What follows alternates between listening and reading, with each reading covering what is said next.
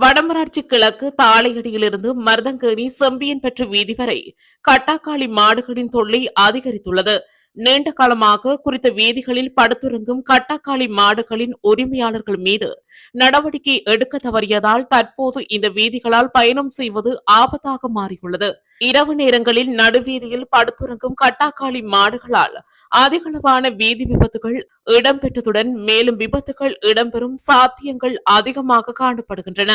பகல் நேரங்களில் வீதியின் அருகே மேயும் கட்டாக்காளி மாடுகள் அதிகளவாக செம்பியன்பற்று வீதி, மருதங்கேணி வீதி, வடமராட்சி கிழக்கு பொது மைதானம் போன்றவற்றில் இரவு நேரம் படுத்துறங்குகின்றன.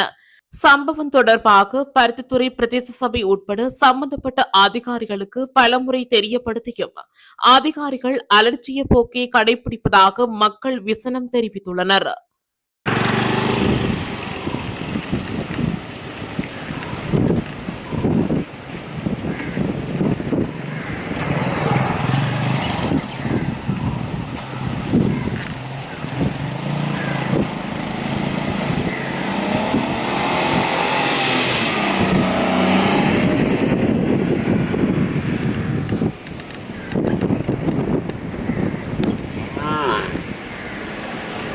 இதுபோன்ற செய்திகளை உடனுக்குடன் அறிந்து கொள்ள தமிழ் பிளஸ் யூடியூப் சேனலை மறக்காம சப்ஸ்கிரைப் பண்ணுங்க, கமெண்ட் பண்ணுங்க, ஷேர் பண்ணுங்க.